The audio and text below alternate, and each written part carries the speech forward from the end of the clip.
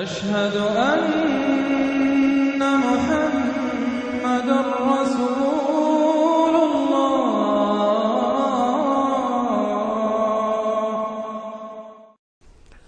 سورۃ النجم مرض کر چکا ہوں، 3 صورتیں ہم نے پڑھ لی اس گروپ کی۔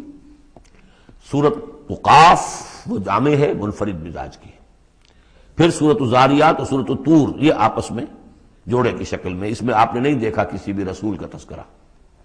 اس میں جو بھی ہے یا قیامت کے احوال، جنت اور دوزخ، اور یا یہ کہ اللہ تعالیٰ کی نعمتیں، اللہ کی قدرتیں۔ اب یہ جوڑا ہے سورۃ النجم اور سورۃ القمر۔ اس میں بعض مضامین خاصے مشکل بھی ہیں دونوں صورتوں میں۔ بسم اللہ الرحمن الرحیم، والنجم اذا ہوا، قسم ہے ستارے کی جبکہ وہ گرے۔ اور عجیب بات یہ، مشابہت یہ ہے کہ اگلی صورت جو ہے اقتربت الساعۃ وانشق القمر، چاند کا پھٹ جانا، 2 ٹکڑے ہو جانا، یہاں ستارے کا گرنا۔ والنجم اذا ہوا، قسم ہے ستارے کی جبکہ وہ گرتا ہے۔ یہ ہوا کے ساتھ، ہوا جو بنتا ہے فعل ماضی، تو ہوا یہوی کہتے ہیں گرنا، نیچے کو اترنا، اور ہوا یہوا اس کے بعد یہ ہوائے نفس، خواہش نفس، اس سے مضارع یہوا بنتا ہے۔ والنجم اذا ہوا، جب قسم ہے ستارے کی جب وہ گرے، ما ضل صاحبکم وما غوا، ستارہ گرتا ہے، گر سکتا ہے، تمہارا یہ ساتھی محمد صلی اللہ علیہ وسلم یہ نہ بھٹک سکتا ہے نہ گمراہ ہو سکتا۔ ما ضل صاحبکم وما غوا، اور نوٹ کیجئے گا یہ اس کا مثنیٰ جو ہے اس مضمون کا آپ کو ملے گا آخری پارے میں سورہ تکویر میں، وہاں بھی صاحبکم کا لفظ آیا ہے۔ وما صاحبکم بمجنون ولقد رآہ بالافق المبین وما هو علی الغیب بضنین وما هو بقول شیطان الرجیم۔ اصل میں نبی اکرم صلی اللہ علیہ وسلم نے جو حضرت جبرائیل کو دیکھا ہے، ایک تو یہ کہ جب حضرت جبرائیل وحی لے کر آتے تھے تو آپ کو نظر تو کچھ نہیں آتا تھا، فرشتہ نظر تو نہیں آتا تھا، وہ تو عرض کیا کہ وہ تو ایک عالم امر کی شے ہے، اور جو حضور کی شخصیت میں جو عالم امر کا حصہ ہے، روح، اس پر براہ راست اس کا نزول ہے۔ وہ آنکھوں سے نظر نہیں آتا تھا، اس وحی کو آپ اپنے ان کاموں سے نہیں سنتے تھے، وہ تو نغمہ وہی ہے نغمہ کہ جس کو روح سنے اور روح سنائے۔ اور ویسے جب حضرت جبرائیل آتے تھے انسانی شکل میں، وہ ایک بالکل دوسری شکل ہے۔ وہ تو یہ کہ حضرت داہیہ کلبی جو ہے رضی اللہ تعالیٰ عنہ، وہ بہت حسین صحابہ میں سے بہت صحیح حسین انسان تھے، ان کی شکل میں بالعموم ان کی صورت میں حضرت جبرائیل آتے تھے، لیکن وہ وحی نہیں شمار ہوتی۔ ہم نے ام السنہ وہ حدیث جس میں جبرائیل آئے اور حضور نے فرمایا جبریل تھے جو تمہیں تمہارا دین سکھانے آئے تھے، لیکن وہ قرآن میں نہیں ہے، ام السنہ ہے، وہ ام القرآن نہیں ہے۔ البتہ یہ کہ حضرت جبرائیل کو ان کی اصل ملک کی شکل میں حضور نے اپنی ان آنکھوں سے 2 مرتبہ دیکھا ہے۔ ایک مرتبہ بالکل آغاز میں، جبکہ حضرت جبرائیل جو ہیں ایسے ظاہر ہوئے، حضور اتر رہے تھے غار حرا سے، جبل نور سے، تو آپ کو آواز آئی یا محمد۔ یہ پہلی وحی کے بعد جو فترت ہوئی ہے، کچھ عرصے کے لیے وحی رکی نہیں، اس وقت واقعہ پیش آیا۔ آپ نے سامنے دیکھا، پیچھے دیکھا، کوئی نہیں، نظر کوئی نہیں آیا۔ پھر تھوڑی دیر آپ چلے، شاید مجھے کوئی دھوکہ لگا ہے، ایسی میں نے سنا ہے، کوئی آواز نہیں تھی۔ پھر آیا یا محمد، پھر دیکھا 2-3 مرتبہ کوئی نظر نہیں آیا، کچھ خوف سا محسوس ہوا۔ تیسری مرتبہ یا محمد، تو اچانک حضور کی نگاہ اوپر اٹھی، تو حضرت جبرائیل فرشتے کی جو اصل شکل ہے اس میں وہ تھے افق پر، اور پورا افق بھرا ہوا تھا۔ تو اصل ملک کی صورت میں حضرت جبرائیل کو حضور نے اس وقت دیکھا، اور ایک دیکھا ہے پھر عند سدرۃ المنتہا، شب معراج میں، جب ساتھ آئے ہیں لے جانے کے لیے انسانی شکل میں تھے۔ کوئی سواری بھی ایسی تھی جس کو کہ براق کہا جاتا ہے، وہ بھی محسوس شے تھی، لیکن یہ کہ جہاں انہوں نے کہا 7ویں آسمان پہ جا کر کہ بس اب آگے میری گنجائش، اب آگے آپ کو اکیلے جانا ہے، اس سے آگے اگر میں گزرا میرے پر جل جائیں گے، بے سوز تجلا بے سوزت پرم، اگر یکسر منہ برتر پرم، اگر میں نے اب اس سے آگے ایک بال برابر بھی میں آگے بڑھا تو میرے پر جل جائیں گے، تب آگے آپ کا کام ہے۔ اس وقت بھی وہ ان کی اصل شکل میں ظاہر ہوئی، حضرت جبرائیل علیہ السلام۔ یہ بات اس لیے ضروری ہے کہ جیسے محدثین جو ہیں وہ اس کی تحقیق کرتے ہیں کہ حضور سے کس نے سنا، اس سے جو روایت کر رہا ہے کہ میں نے اس صحابی سے سنا جو تابعی ہے، آیا ان کی ملاقات بھی ثابت ہے کہ نہیں؟ تابعین کے طبقے کا ایک شخص وہ ہے کہ جس کی عمر ابھی 6 برس کی تھی کہ وہ صحابی فوت بھی ہو گئے، اور وہ کہہ رہا ہے میں نے ان سے سنا، تو پھر وہ حدیث جو ہے محدثین اس کو قبول نہیں کریں گے۔ تو دیکھتے ہیں کہ لنک جو ہے مضبوط ہونا چاہیے۔ روایت ہے نا، ان فلاں ان فلاں ان فلاں، حضور سے فلاں صحابی نے سنا، اس نے سنا، اس تابعی نے سنا، یہ لنک جو ہے یہ ملاقات ثابت ہونی چاہیے۔ تو چونکہ جو حدیث اللہ ہے، یہ قرآن کیا ہے؟ حدیث اللہ، یہ حدیث ہے۔ احسن الحدیث اللہ الذی انزل احسن الحدیث کتابا متشابہا مثانیہ، یہ ہم پڑھ چکے ہیں سورہ زمر میں۔ اس حدیث کا یہ حدیث اللہ، اللہ سے کس نے سنا؟ جبرائیل نے۔ جبرائیل سے کس نے سنا؟ محمد نے۔ تو ان کی ملاقات ثابت ہے۔ اصل ملکی شکل میں حضرت جبرائیل کا دیکھا جانا اس اعتبار سے بہت اہم ہے، اس لنک کو اسٹیبلش کرنے کے لیے اس کو یہاں پہ بیان کیا جا رہا ہے۔ ما ضل صاحبکم وما غوا، تمہارے یہ ساتھی ہے لوگوں، یہ محمد نہ بہکے ہیں اور نہ بے راہ ہوئے ہیں، نہ بھٹکے ہیں۔ وما ينطق عن الهوى، اور یہ جو کچھ کہہ رہے ہیں اپنے جی سے نہیں کہہ رہے، خواہش نفس سے نہیں کہہ رہے۔ ان هو الا وحی یوحی، نہیں ہے یہ مگر وحی جو ان کی طرف کی جا رہی ہے۔ علمہ شدید القوی، انہیں تعلیم دی ہے، سکھایا ہے اس نے جو بہت طاقتور والا ہے۔ یہاں حضرت جبرائیل ہیں جو مراد ہیں۔ علمہ شدید القوی، یہ قرآن کس نے سکھایا محمد کو؟ شدید القوی، ذو مرۃ، وہ بڑا زور آور ہے، فاستوی، وہ سیدھا ہوا، وہو بالافق الاعلی، اور افق اعلی کے اوپر وہ محمد کو نظر آ رہا تھا صلی اللہ علیہ وسلم۔ ثم دنا فتدلی، پھر ذرا نیچے کو لٹکا، قریب آیا، فکان قاب قوسین او ادنی، اور پھر وہ اتنے قریب آ گیا کہ جیسے 2 کمانوں کا فاصلہ ہو یا اس سے بھی قریب۔ فاوحی الی عبدہ ما اوحی، پھر اس نے وحی کی اللہ کے بندے کی طرف جو وحی کی۔ وہ وحی کون سی تھی؟ وہ ہے اصل میں وحی رسالت۔ وحی نبوت جو تھی وہ تو شروع میں آ چکی، اس کے بعد یہ فترت ہو گئی تھی، کچھ وقفہ پڑ گیا تھا۔ شروع میں وحی جس سے کہ حضور کی نبوت کا ظہور ہوا ہے وہ تو ہے اقرا بسم ربک الذی خلق، خلق الانسان من علق، اقرا وربک الاکرم الذی علم بالقلم، علم الانسان ما لم یعلم۔ لیکن اب یہ سورہ مدثر کی آیات اس وقت نازل ہوئیں، یا ایھا المدثر، جب حضور گھر آ گئے اور پھر آپ نے اپنی اہلیہ سے کہا، خوف زدہ تھے جو بھی منظر دیکھا تھا، ملک کی شکل، فرشتے کی شکل، اب وہ تو حضور ہی نے دیکھا جو دیکھا، ہم تو نہیں سمجھ سکتے کہ آپ نے کیا دیکھا۔ لیکن یہ کہ اس کے بعد آپ آئے، آپ نے کہا مجھے کمبل اڑا دو، لحاف اڑا دو، لحاف اوڑھ کر آپ لیٹ گئے، تو پھر وہ وہی یا ایھا المدثر قم فانذر وربک فکبر، اے لحاف میں لپٹ کر لیٹنے والے کھڑے ہو جاؤ اور خبردار کرنا شروع کر دو لوگوں کو۔ اور تمہاری اس دعوت کا نقطہ آغاز تو انذار ہے، اور اس کا ہدف دنیا میں تکبیر رب ہے، رب کو بڑا کرو، اس کی بڑائی منواؤ، اس کی بڑائی نافذ کرو۔ اس کا نقشہ کھینچا گیا ہے۔ علمہ شدید القوی ذو مرۃ فاستوی وہو بالافق الاعلی ثم دنا فتدلی فکان قاب قوسین او ادنی فاوحی الی عبدہ ما اوحی ما کذب الفؤاد ما رأی، جو کچھ انہوں نے دیکھا ان کے دل و دماغ نے اسے جھٹلایا نہیں، یہ نہیں کہا کہ نہیں یہ کیا ہے۔ دیکھیے ایسا ہوتا ہے کہ کوئی غیر معمولی سی بات آپ دیکھیں تو ایک شخص ہو جاتا ہے میں خواب دیکھ رہا ہوں یا حقیقت دیکھ رہا ہوں۔ آنچ می بینیم بیداریست تو یارم یا بے خواب، اے اللہ جو میں دیکھ رہا ہوں یا ہم دیکھ رہے ہیں یہ بیداری میں دیکھ رہے ہیں، یہ خواب میں دیکھ رہے ہیں، وہ غیر متوقع چیز۔ لیکن نبی کو کوئی شک نہیں ہوا، ما کذب الفؤاد ما رأی، یکسوئی کے ساتھ دل و دماغ اور جو بھی آپ کی آنکھ دیکھ رہی تھی ان میں کوئی کانفلکٹ نہیں تھا۔ ما کذب الفؤاد ما رأی فتمارونہ علی ما یری، تو کیا تم اس سے جھگڑتے ہو اس چیز پر کہ جسے وہ دیکھ رہا ہے؟ اقبال نے کہا نا کہ قلندر ہرچے گوید دید گوید، جو شخص اپنا دیکھی ہوئی چیز بیان کر رہا ہے تم اس سے جھگڑ رہے ہو۔ تمہارے لیے تو وہ ایک غیب کی خبر ہے، اس نے تو دیکھا ہے. افتمارونہ علی ما یری وَلَقَدْ رَآهُ نَزْلَةً أُخْرَىٰ، اس نے تو ایک مرتبہ اور بھی دیکھا. کہاں دیکھا؟ عند سدرۃ المنتہی، شب معراج میں سدرۃ المنتہی. کوئی بیری کا درخت ہے، وہ کیسی بیری ہے؟ ساتویں آسمان کی بیری.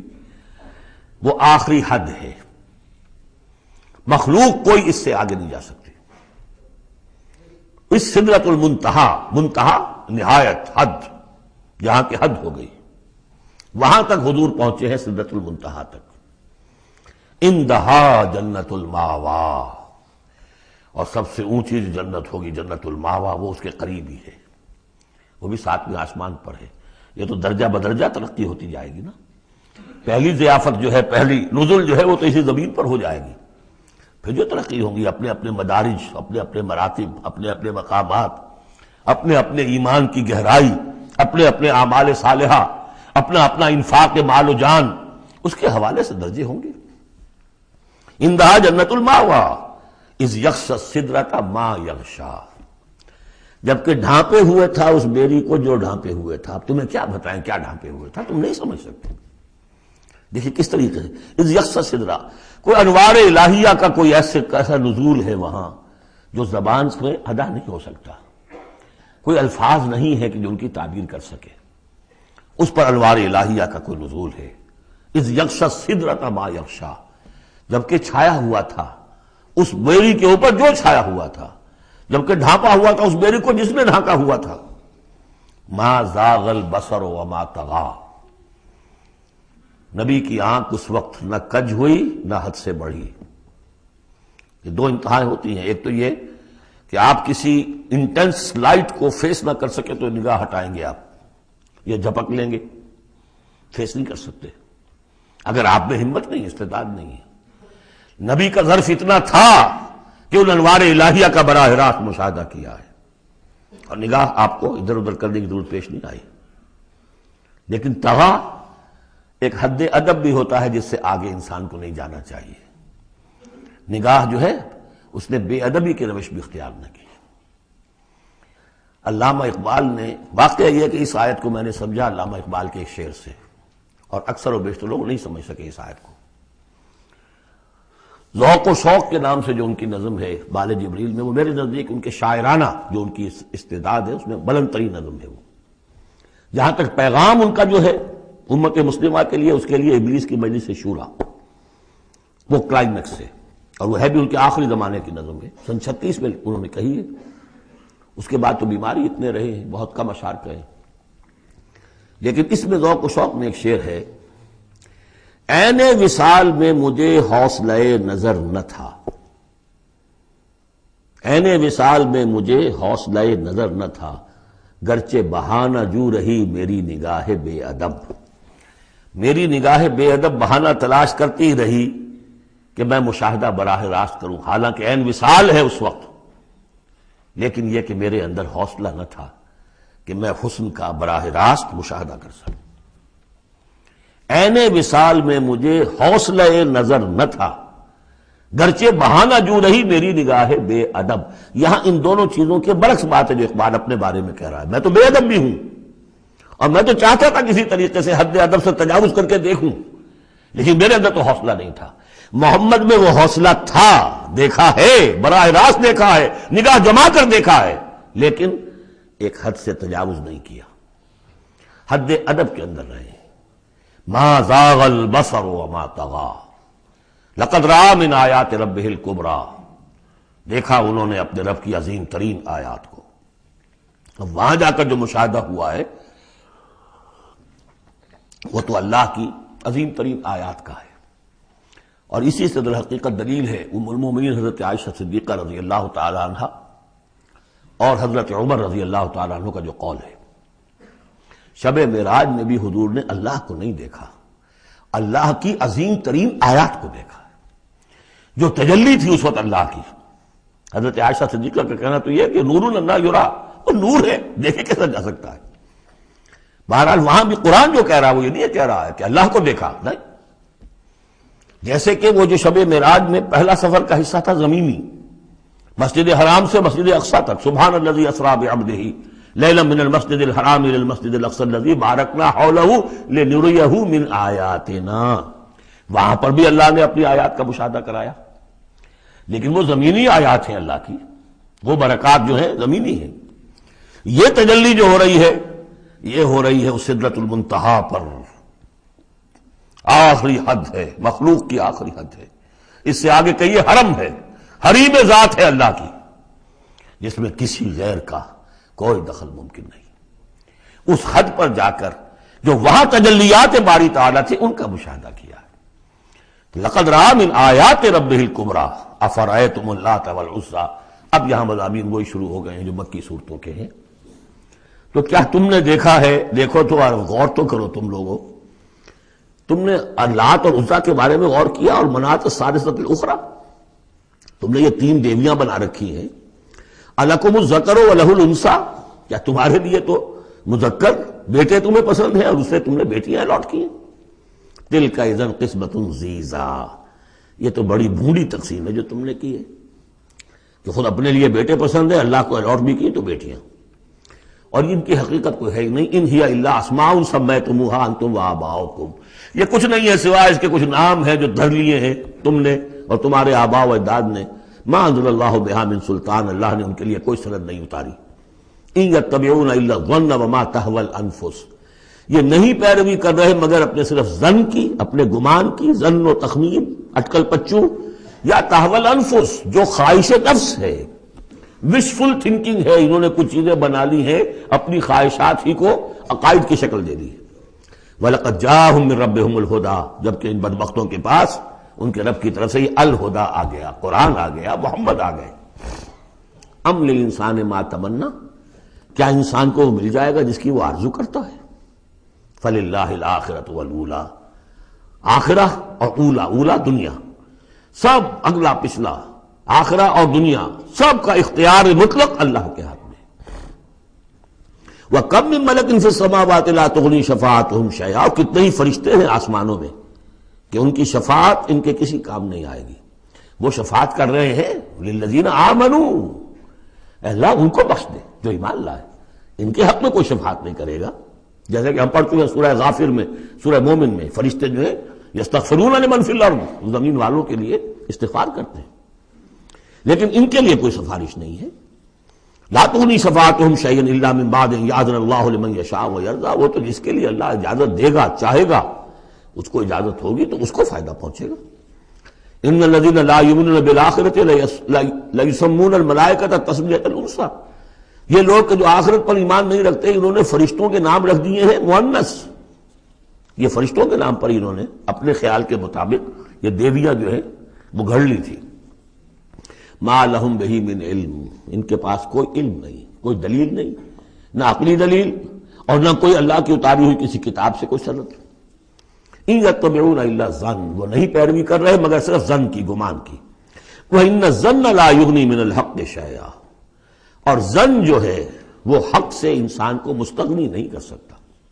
حق وہ ہے جو آ رہا ہے اللہ کی طرف سے، جو وحی کیا جا رہا ہے، یا پھر یہ ہے کہ انسان کا وہ علم ہے کہ جو ان السمع والبصر والفؤاد، اس سے جو حاصل ہو رہا ہے، اس کی آبزرویشن ہے، اور یہ سینس ڈیٹا کو پروسیس کر کے نتیجہ نکالتا ہے عقل سے، وہ علم ہے۔ العلم و علمان، یا علم وہ ہے ایکوائرڈ نالج، اور یا علم یہ ہے جو ریویل نالج ہے، باقی ظن و تخمین کی کوئی حیثیت نہیں۔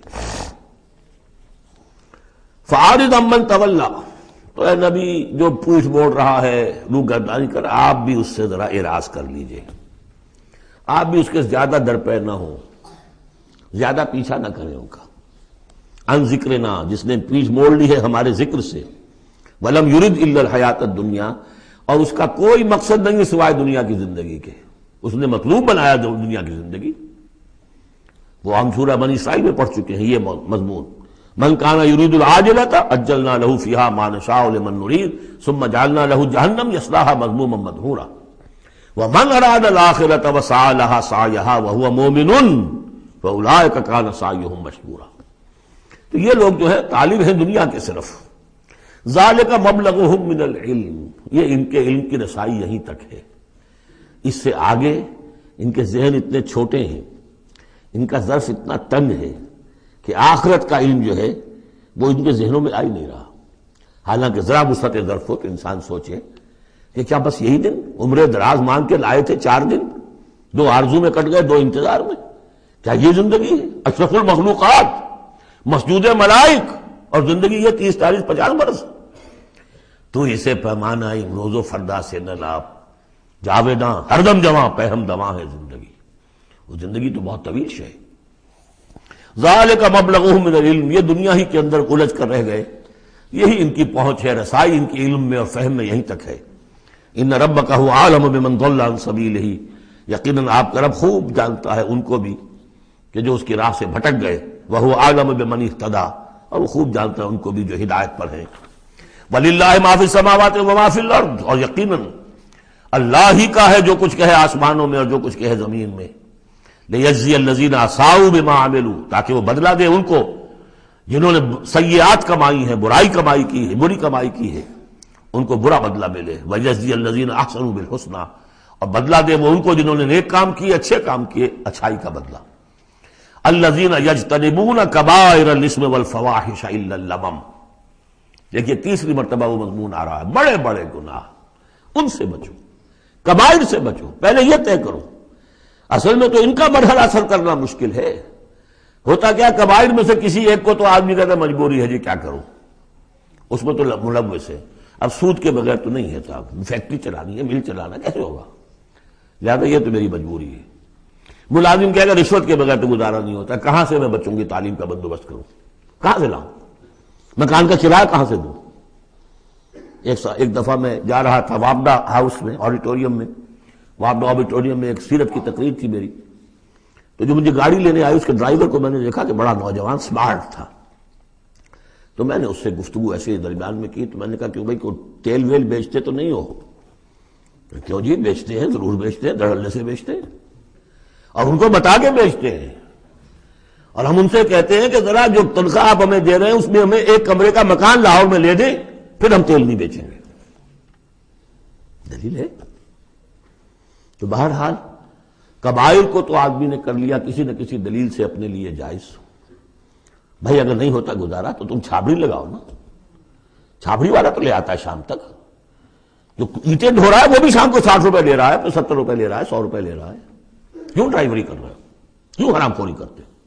لیکن نہیں، کبائر کو تو ایک ایک نے سب نے اپنے لیے ایک گناہ تو جو ہے حلال کیا ہوا ہے. اب سارا زور آیا کہ صغائر کے اوپر، چھوٹی چھوٹی چیزوں پر، اسی پر بحثیں ہیں، اسی پر من دیگرم تو دیگری، تم اور ہو میں اور ہوں.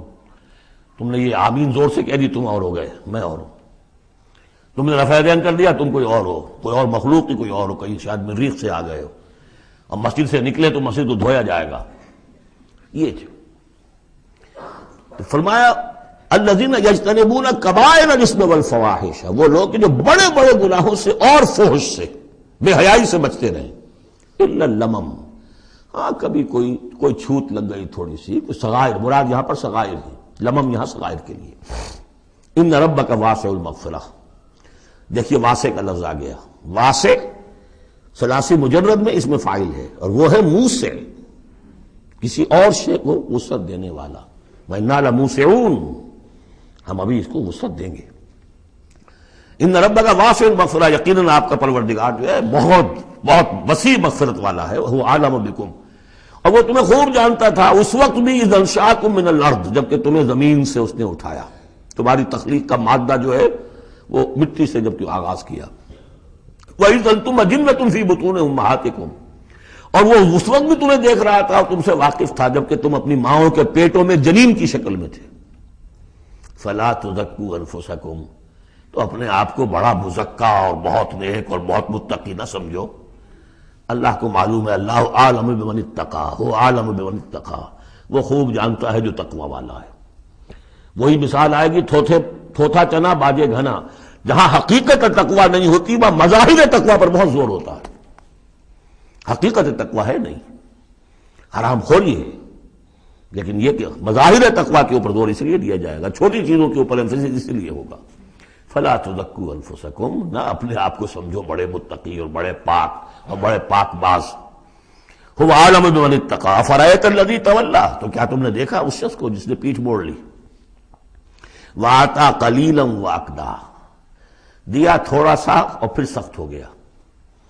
یہاں در حقیقت عام خیال یہی ہے، میری رائے بھی یہی ہے کہ ولید بن مغیرہ کا تذکرہ ہے، وہ قریب آ گیا تھا ایک وقت میں، یہ تذکرہ تفصیل سے آئے گا سورہ مدثر میں۔ معلوم ہوتا تھا کہ اب وہ ایمان کے بہت قریب ہے، لیکن پھر ایک دم سخت ہو گیا، پھر وہ عصبیت یا اپنی چودراہٹ کا خیال جو ہے وہ ایک دم نرمی پیدا ہوئی تھی۔ آتا قلیلا واقدا، عندہ علم الغیب فہو یرا، کیا اس کے پاس غیب کا علم ہے جسے وہ دیکھ رہا ہے؟ ام لم ینبأ بما فی صحف موسیٰ، کیا اسے یہ بات خبر نہیں پہنچ چکی؟ کیا اس کو نہیں بتا دیا گیا جو صحف موسیٰ میں تھا؟ وَإِبْرَاهِيمَ الَّذِي وَفَّى، اور ابراہیم کے صحیفوں میں تھا جس نے پورا وفا کر دی، اپنی ہر پوری وفا کی انتہا کر دی اپنے پروردگار کے ساتھ، وفا۔ تو صحف ابراہیم و موسیٰ یہ آخری پارے میں بھی سورۃ الاعلیٰ میں آئے گا، اور یہ ہے جو میں نے پہلے بھی عرض کیا تھا کہ صحف ابراہیم کہاں ہے؟ صحف موسیٰ تو first 5 books of the old testament, لیکن وہ کہاں ہے صحف؟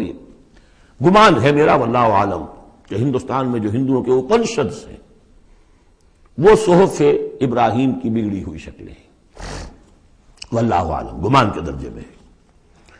اس میں حضرت موسیٰ کے صحیفوں میں اور ابراہیم کے صحیفوں میں کیا بات تھی؟ اللہ تزر وازرۃ وزر اخری، کہ نہیں اٹھائے گی کوئی جان کسی دوسری جان کے بوجھ کو۔ ہر شخص کو اپنی رسپانسبلٹی، خود اپنی اکاؤنٹیبلٹی کو فیس کرنا ہوگا، خود جواب دہی کرنی ہوگی۔ جیسے کہ ہم پڑھ چکے ہیں سورہ مریم میں، وَكُلُّهُمْ آتِيهِ يَوْمَ الْقِيَامَةِ فَرْدًا، ہر شخص اللہ کی عدالت میں آئے گا قیامت کے دن اکیلا، نہ باپ ساتھ ہوگا، نہ ماں ساتھ ہوگی، نہ جورو ساتھ ہوگی، نہ بیٹے ساتھ ہوں گے، نہ بیٹیاں ساتھ ہوں گی، کوئی بھائی ساتھ ہوگا، یا عورت ہے تو نہ شوہر ساتھ ہوگا، اسے اپنا جواب خود دینا ہے۔ اللہ تزر وازرۃ وزر اخری الیس للانسان الا ما سعی، اور یہ کہ انسان کے لیے نہیں ہے مگر وہی کچھ جس کے لیے اس نے سعی کی ہے، محنت کی ہے، کمائی کی ہے۔ تمناؤں سے کچھ نہیں ہوتا۔ ام للانسان ما تمنا شروع میں آیا تھا، کیا تمناؤں سے کچھ مل جائے گا؟ کیا انسان کو مل جائے گا جو وہ چاہے گا؟ نہیں۔ اب یہاں اس کا جواب آ گیا، الیس للانسان الا ما سعی، کسی انسان کو نہیں ملے گا کچھ بھی مگر وہی جس کے لیے اس نے سعی کی ہے، محنت کی ہے۔ وَأَنَّ سَعْيَهُ سَوْفَ يُرَىٰ، البتہ جو اس کی صحیح ہوگی وہ اسے دکھا دی جائے گی، اس کے سامنے آ جائے گی۔ فَمَنْ يَعْمَلْ مِثْقَالَ ذَرَّةٍ خَيْرًا يَرَهُ وَمَنْ يَعْمَلْ مِثْقَالَ ذَرَّةٍ شَرًّا يَرَهُ، جس نے ذرے کے ہم بدن نیکی کی ہوگی اس کو دیکھ لے گا، اور جس نے ذرے کے ہم بدن بدی کی ہوگی وہ دیکھ لے گا۔ ثُمَّ يُجْزَاهُ الْجَزَاءَ الْأَوْفَىٰ، پھر اس کو بدلہ دیا جائے گا پورا بدلہ۔ وَأَنَّ إِلَىٰ رَبِّكَ الْمُنتَهَىٰ، اور یہ کہ بالآخر تو تمہارے رب ہی کی طرف جانا ہے۔ وَأَنَّهُ هُوَ أَضْحَكَ وَأَبْكَىٰ، اور یہ کہ وہی تمہارا رب ہے جو ہنساتا بھی ہے اور رلاتا بھی ہے۔ ایسے حالات جن میں کہ تم خوش رہتے ہو، ہنستے ہو، وہ بھی اللہ کی طرف سے ہیں، اور ایسے حالات جن میں تمہیں رونا آ جاتا ہے، تکلیف ہوتی ہے، وہ بھی اللہ کی طرف سے ہیں۔ وَأَنَّهُ هُوَ أَمَاتَ وَأَحْيَا، اور یہ کہ وہی ہے جو مارتا بھی ہے اور زندہ بھی رکھتا ہے۔ وَأَنَّهُ خَلَقَ الزَّوْجَيْنِ الذَّكَرَ وَالْأُنثَىٰ مِن نُطْفَةٍ إِذَا تُمْنَىٰ، اور یہ کہ وہی ہے کہ جس نے بنا دیے ہیں زوجین، الذکر والانثیٰ، مذکر اور مؤنث، مرد اور عورت، نر اور مادہ، من نطفتن، ایک ہی بوند سے، اذا تمنا، جبکہ وہ ٹپکائی جاتی ہے۔ وَأَنَّ عَلَيْهِ النَّشْأَةَ الْأُخْرَىٰ، اور یہ کہ اسی کے ذمے ہے دوبارہ اٹھانا۔ اس کو نوٹ کیجیے، ذمہ داری ہے اس کی، عَلَيْهِ النَّشْأَةَ الْأُخْرَىٰ، اس لیے کہ اگر وہ نہیں اٹھاتا دوبارہ تو نیکوکاروں پر یہ بہت بڑا ظلم ہو جائے گا۔ جنہوں نے یہاں بھی ہاتھ روک کر رکھے، اپنے پھونک کر قدم رکھا، چاہے روکھی سوکھی پر گزارا کرنا پڑا، کوئی حرام خوری نہیں کی، مشقت میں زندگی گزار دی، اگر یہ نشأت ثانیہ نہیں ہے، دوبارہ اٹھنا نہیں ہے، انہیں اجر و ثواب نہیں مل رہا، تو بہت بڑا ظلم ہے جو ان پر ہو جائے گا۔ وَأَنَّ عَلَيْهِ النَّشْأَةَ الْأُخْرَىٰ، اس کے ذمے ہے دوبارہ اٹھانا۔ وَأَنَّ عَلَيْهِ النَّشْأَةَ الْأُخْرَىٰ وَأَنَّهُ هُوَ أَغْنَىٰ وَأَقْنَىٰ وَأَنَّهُ هُوَ رَبُّ الشِّعْرَىٰ وَأَنَّهُ أَهْلَكَ عَادًا الْأُولَىٰ وَثَمُودَ فَمَا أَبْقَىٰ وَقَوْمَ نُوحٍ مِّن قَبْلُ إِنَّهُمْ كَانُوا هُمْ أَظْلَمَ وَأَطْغَىٰ وَالْمُؤْتَفِكَةَ أَهْوَىٰ فَغَشَّاهَا مَا غَشَّىٰ فَبِأَيِّ آلَاءِ رَبِّكَ تَتَمَارَىٰ، صدق اللہ العظیم۔ اور یہ کہ اللہ ہی کے ذمے ہے دوبارہ اٹھا دینا۔ اور یہ کہ اسی نے دولت دی، اسی نے خزانہ دیا، لیکن اس کے ایک معنی یہ بھی ہے کہ اسی نے جس کو بھی فقر آتا ہے اسی کی طرف سے آتا ہے۔ اغنا، اقنا، اقنا چونکہ یہ باب افعال ہے تو اس میں سلب ماخذ کا ایک مفہوم بھی ہوتا ہے۔ وَأَنَّهُ هُوَ رَبُّ الشِّعْرَى، وہ ستارہ جس کی کہ عام طور پر پرستش کی جاتی تھی، یہ کہ اس کا رب بھی وہی ہے۔ وَأَنَّهُ أَهْلَكَ عَادًا الْأُولَى، اور یہ کہ اسی نے ہلاک کیا تھا پہلے عاد کو۔ عاد وہ قوم تھی جو احقاف میں آباد تھی، جن کی طرف کہ حضرت ہود علیہ السلام مبعوث ہوئے تھے، لیکن اس کے بعد پھر جو قوم سمود وجود میں آئی، چونکہ اسی قوم عاد میں سے جو اہل ایمان تھے اور حضرت ہود علیہ السلام انہوں نے وہاں سے ہجرت کی، اور پھر ان کی نسل سے یہ دوسری قوم جو سمود وجود میں آئی، تو اسے عاد ثانیہ بھی کہا جاتا ہے کہ پہلے عاد وہ تھے، دوسرے یہ عاد ہیں۔ سمود کو بھی عاد ثانیہ کہا جاتا ہے چونکہ یہ انہی کی نسل تھی۔ تو انہو اہلک عاد الاولی، اسی نے ہلاک کیا تھا پہلے عاد کو۔ وثمود فابقا، اور عاد ثانیہ یعنی سمود کو بھی تو پھر کسی کو باقی نہ چھوڑا۔ وقوم نوح من قبل، اور ہلاک کیا تھا اس نے نوح کی قوم کو اس سے پہلے۔ انہم کانوا ہم اظلم واطغا، یقیناً وہ تو ان سے بھی بڑھ کر ظالم اور ان سے بھی بڑھ کر سرکش تھے۔ والمؤتفقۃ اہوا، اور وہ بستی کہ جسے اس نے پلٹ دیا تھا، الٹی ہوئی بستی کو اس نے پٹخ دیا، اس سے مراد ہے سدوم اور عمورہ کی بستیاں۔ فغشاها ما غشا، اور پھر اس کو ڈھانپ لیا جس چیز نے کہ ڈھانپ لیا۔ جب اس کے اوپر ایک دفعہ تو وہ زلزلہ آیا اور تلپٹ کر دیا، اور پھر اس پر کنکروں کی بارش ہوئی تھی۔ فغشاها ما غشا، تو وہ کنکروں کی بارش نے پھر ان کو ڈھانپ دیا۔ فبأي آلاء ربك تتمارى، تو تم اپنے رب کی کون کون سی قدرتوں کے بارے میں تم اسے جھٹلاؤ گے یا ان کے بارے میں شک کرو گے۔ ھذا نذیر من النذر الاولی، ھذا یہ یعنی محمد صلی اللہ علیہ وسلم یہ بھی ایک خبردار کرنے والے ہیں، جیسے کہ اور بہت سے خبردار کرنے والے پہلے آ چکے ہیں۔ من النذر الاولی، پہلے کے، نذیر کی جمع نذر۔ ازفت الازفہ، آ چکی ہے قریب وہ آنے والی۔ لیس لہا من دون اللہ کاشفہ، اور نہیں ہے کوئی اس کو کھول دینے والا اللہ کے سوا۔ اس کے یہ بھی معنی ہے کہ جیسے کشتی کا لنگر کہیں ہو تو لنگر کھول کر، لنگر اٹھا کے پھر کشتی کو روانہ کیا جاتا ہے، تو ایسے ہی وہ قیامت ابھی لنگر انداز ہے، لیکن اس کو روانہ کرنا، اسے چلانا اللہ ہی کا کام ہے جب وہ چاہے گا۔ اور یہ بھی ہے کہ اس کا علم جو ہے کہ کھول کر دکھا دیا جائے کہ وہ کب آئے گی، یہ بھی صرف اللہ کے پاس ہے، اس کے سوا کوئی نہیں ہے کہ جو بتا سکے کب آئے گی۔ افمن ھذا الحدیث تعجبون، تو کیا تم کو اس بات سے تعجب ہو رہا ہے؟ ھذا الحدیث، اس قرآن ہی کے بارے میں کہا جا رہا ہے۔ وتضحکون ولا تبکون، اور تم ہنستے ہو اور روتے نہیں ہو۔ وانتم صامدون، اور تم خوش فیلیاں کر رہے ہو، خوش گپیوں میں لگے ہوئے ہو۔ فاسجدوا للہ واعبدوا، بس سجدہ کرو اللہ کے لیے اور اسی کی بندگی کرو، اسی کی پرستش کرو۔ سجدہ کر لیجیے۔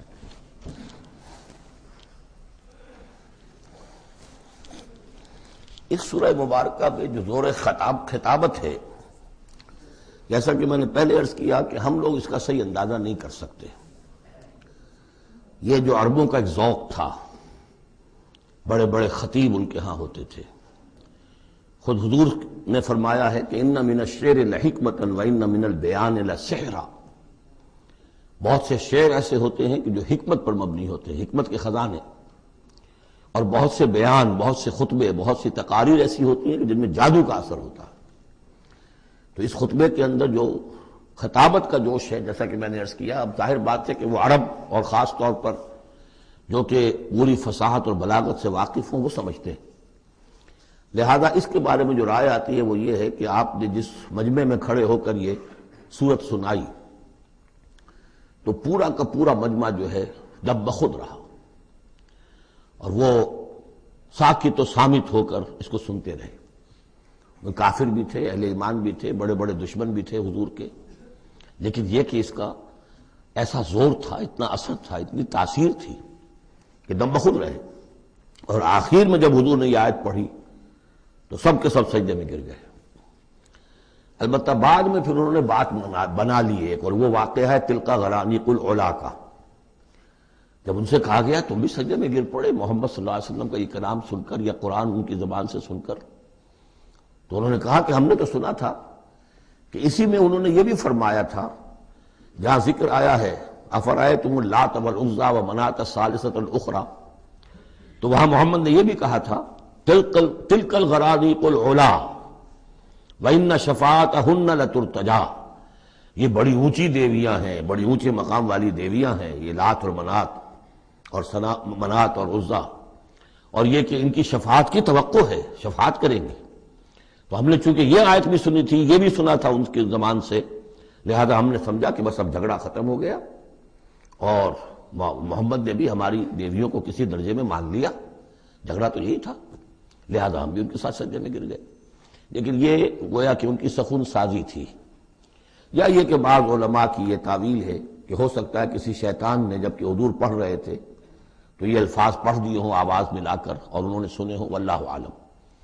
لیکن میرے نزدیک یہ اصل میں اس صورت کی تاثیر تھی، اس کی اتنی ہیبت تھی اس میں کہ اس کے نتیجے میں جب آخر میں یہ حکم آیا سجدہ کرو اللہ کو اور بندگی کرو اسی کی، تو وہ سب کے سب گویا کہ بے اختیار جسے ہم کہتے ہیں فَأُلْقِيَ السَّحَرَةُ سَاجِدِينَ، جیسے القیہ کا لفظ آیا ہے کہ وہ جادوگر جو تھے حضرت موسیٰ علیہ السلام کا جو مقابلہ کرنے آئے تھے، فعل مجہول ہے، گرا دیے گئے جادوگر سجدے میں، جیسے کسی نے ان کو پکڑ کر اور الٹا کر دیا اور سجدے میں گرا دیا، یعنی بے اختیار کرنا انسان کا۔ تو ایسا ہی معاملہ اس صورت کے سننے پر بھی ہوا ہے، واللہ عالم۔